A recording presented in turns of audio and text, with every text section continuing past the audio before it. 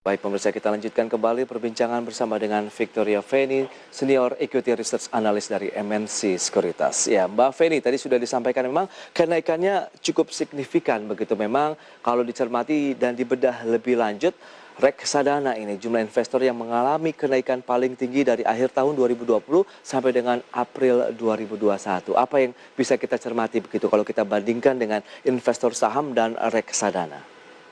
Ya, sebenarnya wajar kalau untuk investor di reksadana itu meningkat memang cukup signifikan dibanding di pasar modal untuk di equity market. Baik. Karena kalau kita lihat beberapa investor ini kalau dilihat juga dari sisi usia paling banyak itu di bawah 30 tahun 57,4% dengan investor yang tercatat. Memang rata-rata mereka akan masuk ke equity market itu melalui salah satu produk yang memang lebih cenderung lebih konservatif dulu. Nah, mereka mencermati dulu kalau untuk kita lihat di reksadana kan ada manajer investasi yang kemudian akan mengelola dana mereka, gitu ya, sehingga mereka dapat untuk feel-nya untuk kemudian berinvestasi di pasar modal. Nah, kalau kita lihat juga memang setelah dari mereka bisa merasakan untuk berinvestasi di pasar modal melewat produk reksadana dengan literasi keuangan mereka yang juga sudah meningkat, jadi mereka bisa untuk mengarahkan kepada beberapa produk yang sesuai dengan jiwa mereka yang risk taker. Jadi memang masuk ke pasar modal di equity market. Jadi kalau kita lihat memang total wajar ya kalau kita lihat di reksadana ini peningkatannya jauh lebih pesat dibanding di pasar modal. Oke, tapi kalau dilihat dari risiko kemudian tadi, perkembangan investornya yang lebih banyak didominasi millennials ini, bagaimana dengan kondisi yang terjadi? Justru banyak yang menyasar ke reksadana dibandingkan tadi dengan risk yang lebih tinggi di pasar modal dalam artian di pasar sahamnya. Ya, kalau untuk menilai resikonya, memang cenderung kalau untuk di reksadana sudah ada manajer investasi yang mengelola, sehingga mereka bisa meminimalisasi resiko. Namun demikian, kalau saya lihat juga banyak untuk beberapa influencer saham, begitu ya, yang memang sudah kemudian mengencourage anak-anak muda ini kemudian untuk memasuki equity market. Nah, jadi memang ada porsinya untuk reksadana yang meningkat ya. Kalau kita tahu mereka masih menyasar produk-produk yang cukup aman. Tapi kalau kita lihat juga di salah satu sisi mereka juga bisa untuk mengikuti kemudian di equity market yang memang resikonya lebih besar. Nah, di reksadana pun juga reksadana berbagai macam produk, ada reksadana campuran, reksadana saham, sehingga memang liquidity yang di situ bisa juga mengangkat indeks kita gitu. Jadi secara agregat, secara kolaborasi ini baik dari reksadana maupun dari equity market itu kemudian bisa hopefully untuk mengangkat indeks kita jadi lebih liquidity-nya lebih besar lagi. Baik, sekarang kita beralih ke investor yang berbasis surat utang begitu. Kenaikannya juga lumayan ini 13,09% dari akhir tahun 2020 sampai dengan April. Ini data dari Custodian Central Efek Indonesia. Bagaimana dengan mereka yang menyasar surat utang begitu? Apakah yield yang ditawarkan juga menarik begitu dibandingkan dengan reksadana ataupun pasar saham sendiri? Atau ini lebih kepada buffer saja begitu di tengah fluktuasinya dari pergerakan indeks harga saham gabungan? Ya, surprisingly dari surat utang juga ternyata investornya meningkat. Berarti memang liquidity yang ada di market itu cukup besar untuk kemudian bisa menggerakkan market kita ya. Nah, kalau saya lihat di sini memang dari untuk disbursement dari masyarakat yang memang ada pembatasan sosial, mereka tidak bisa untuk leisure, tidak bisa untuk traveling, tidak pembatasan aktivitas gitu ya. Jadi untuk konsumsi untuk di level menengah ke atas itu kemudian kan cenderung terbatas, sehingga ada excess cash untuk mereka kemudian put the money di beberapa produk investasi khususnya di pasar modal. Nah, surprisingly untuk di surat utang juga naik, makanya ini bagus sebenarnya ya untuk pasar modal kita baik dari equity market maupun di bond market.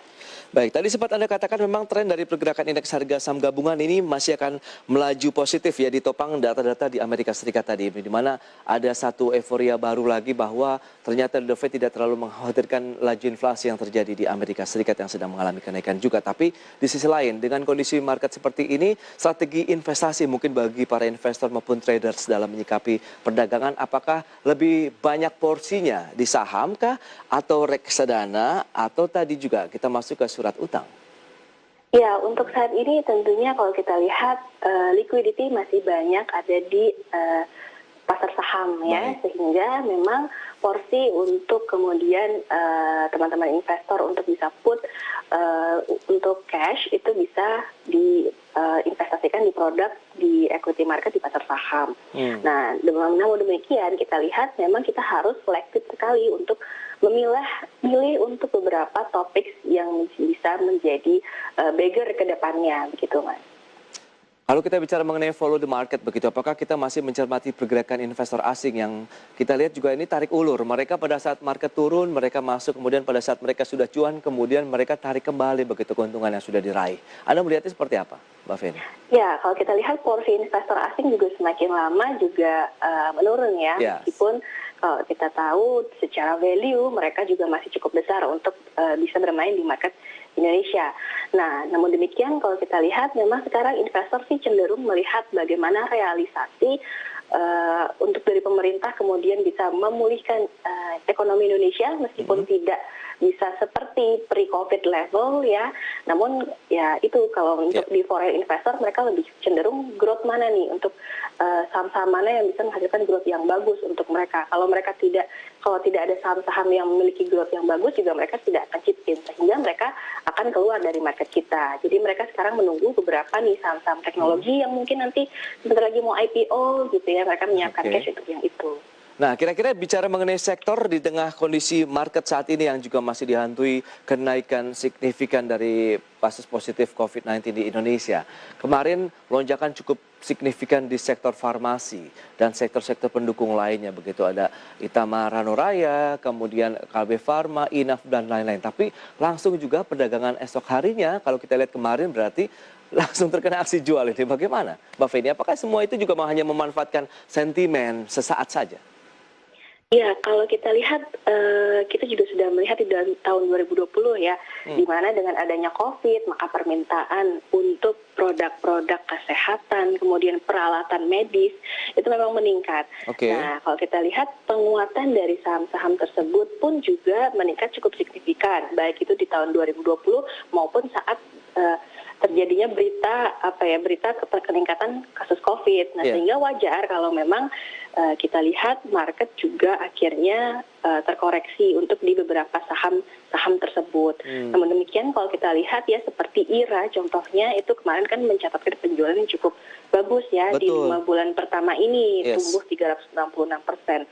Dan saya lihat kalau untuk IRA sendiri sih memang masih cukup kuat karena mereka base-nya di peralatan medis, kemudian ada kerjasama juga dengan Kimia Farma Diagnostic Lab yang memang punya 420 klinik, ya diharapkan ini juga akan mendorong penjualan beberapa unit ya khususnya untuk di segmen retail sendiri di IRA, Mas. Nah, bagaimana mencermati saham-saham seperti ini setelah mengalami kenaikan yang cukup signifikan? Apakah juga bagi yang sudah punya posisi ya, terutama harus melepas juga kepemilikan mereka secara bertahap atau masih bisa di-hold untuk jangka panjang? Karena kita tidak tahu COVID ataupun pandemi ini akan berakhir sampai kapan. Ya, betul sekali. Untuk beberapa saham-saham yang khususnya sensitif terhadap isu COVID ya, ini tentunya kita harus watch out. Memang untuk beberapa waktu gitu tidak bisa untuk kemudian di long term karena banyaknya berita, rumor dan pergerakan market ini yang kemudian bisa saja membuat saham-saham tersebut fluktuasinya tuh sangat-sangat tinggi gitu. Kadang ada ARB kemudian ada ARA gitu kan. Jadi kalau menurut saya sih untuk ini memang untuk trading buy saja ya untuk beberapa saham-saham yang seperti ini. Baik, kita lihat pre-opening indeks harga saham gabungan nampaknya juga masih memiliki tenaga nih setelah tadi dipicu ataupun didorong oleh market global menguat sekitar 0,13% di level 6.095,89. Anda sempat menyebutkan ada resisten di 6.134, akankah mudah tercapai pada hari ini atau mungkin untuk pekan depan? Ya, resistance di 6.134 saya pikir sih untuk hari ini bisa saja tercapai ya, karena kalau kita lihat di sini market kan dibuka di 6.095, jadi masih ada 40 poin. Saya pikir masih bisa untuk menembus di 6.134.